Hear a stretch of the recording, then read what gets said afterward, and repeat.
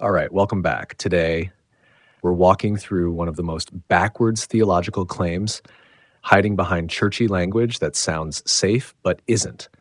It's the provisionist view of divine foreknowledge. They say God foreknows all creature actions, but he doesn't determine them. Sounds good, right?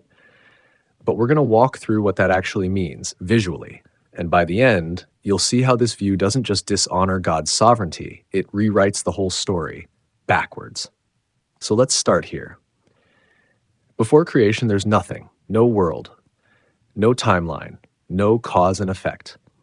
And yet, on Provisionism, God's eternal knowledge contains this: a creature who doesn't exist yet, thinking something and doing something, a thought, an action, no personality, no circumstance, no object to aim at, no reason to be angry. This is what Provisionists say exists in God's knowledge.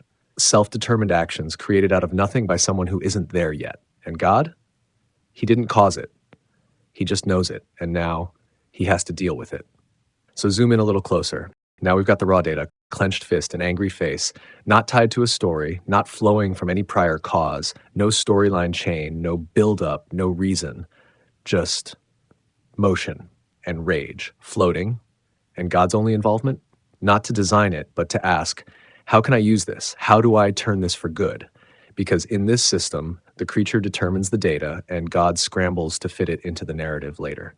Now here he is, angry, fist raised, standing in nothing, no time, no place, no name, nothing to be angry at, nothing to act toward.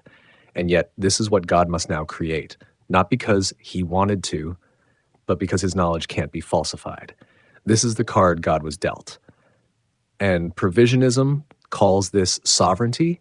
So God tries to work with it. Maybe the fist is holding something. Maybe it's a hammer. He doesn't know why.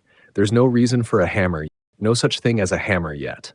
But the swing is already determined. So God calls it a tool and decides he'll figure out the purpose later. That's the Provisionist used it logic. Take a creature's mystery move and backfill justification after the fact.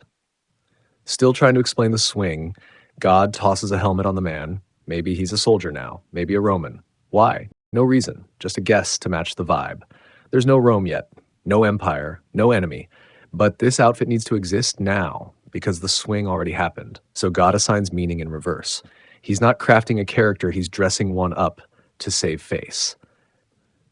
Then God places something under the hammer, a nail, a hand, and here it clicks. This is how I turn it for good. Not because the swing was part of the plan, but because the Son can redeem it.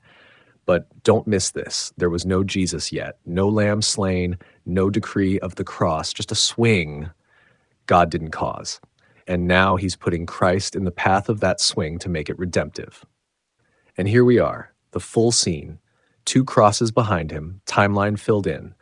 But this didn't start with Christ. It started with a creature's swing. Provisionism says God used it, that he turned it for good. But that means he didn't determine it, and now he's forced to create around it just to make his own knowledge true.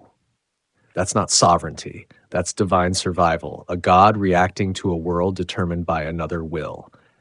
But here's the consistent view. The story starts with God, when only he existed, and he didn't receive the storyline. He wrote it. Every swing, every nail, every king, and every rebel determined with purpose before time began. Christ crucified wasn't the recovery plan. He was the reason for the plan. And through storyline level means, God displays not just grace and mercy, but wrath, judgment, and power. It's not reactive. It's not improvisation. It's all intentional. That's the story of Scripture. That's the story of the cross. That's the story only God can write.